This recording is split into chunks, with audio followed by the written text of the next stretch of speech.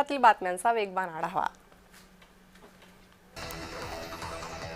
ठाण्याच्या खाडीखालून बुलेट ट्रेनसाठी बोगदा निर्माण केला जातोय। त्यातल्या 4.8 किलोमीटरच्या महत्त्वाच्या भागाची जपानच्या टीमने पाहणी केली आहे। तर मुंबई अहमदाबाद बुलेट ट्रेन प्रकल्पातील 320 किलोमीटर ब्रिजचा भाग पूर्ण झाल्याची माहिती रेल्वे मंत्री अश्विनी वैष्णव यांनी दिली आहे।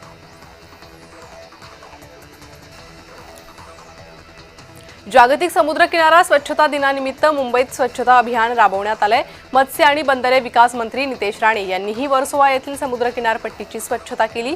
समुद्र माझा मी समुद्राचा म्हणत मंत्री नितेश राणेंनी स्वच्छतेचा संदेश दिलाय।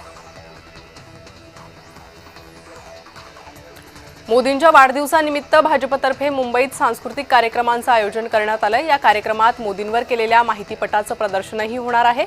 सोबतच लेखक आणि गीतकार मनोज मुंतशिरकडून गाण्यांचं आयोजन करण्यात आलंय। पुणे सोलापूर राष्ट्रीय महामार्गावर इंदापूर तालुक्यातील पळसदेव पासून ते पाटसपर्यंत सर्वत्र खड्ड्यांचं साम्राज्य निर्माण झालंय। खड्ड्यांमुळे वाहन चालकांना प्रचंड त्रास सहन करावा लागतोय। रस्त्यांच्या दुरुस्तीपासून ते मूलभूत सोयी सुविधांच्या उपलब्धतेपर्यंत सर्वच बाबींमध्ये दुर्लक्ष केल्याचं चित्र समोर येतंय। त्यामुळे महामार्गाचा वापर करणाऱ्या वाहन चालकांचा संताप दिवसेंदिवस वाढताना दिसतोय। मुंबई अहमदाबाद राष्ट्रीय महामार्गावर असलेल्या टोल नाक्यावर मनसेनं आंदोलन केलंय। महामार्गावर होणाऱ्या वाहतूक कोंडीमुळे हे आंदोलन करण्यात आलं। महामार्गाची दुरवस्था आणि होणाऱ्या घटनांमुळे मनसे आक्रमक भूमिकेत पाहायला मिळते। ठाण्यात मनसेनं ट्रॅफिक मार्च काढलाय। अनेक वर्षांपासून वाहतूक कोंडीचा ठाणेकरांना सामना करावा लागतोय। या विरोधात मनसे आक्रमक झाली आहे। मनसे नेते अविनाश जाधव यांच्यासह सामान्य नागरिक ट्रॅफिक मार्चमध्ये सहभागी झाले।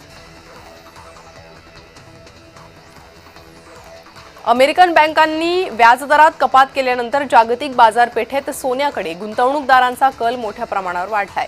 अमेरिकेने भारतावर 50% टॅरिफ लावलाय। त्याचा थेट परिणाम सुवर्णनगरीवर झालाय। त्यामुळे जळगावच्या सुवर्णनगरीत दररोज सोन्याचे भाव वाढतायत। त्यातच आता दसरा आणि दिवाळीसारखे सण तोंडावर आल्यानं सोने खरेदीकडे कल वाढण्याची शक्यता आहे।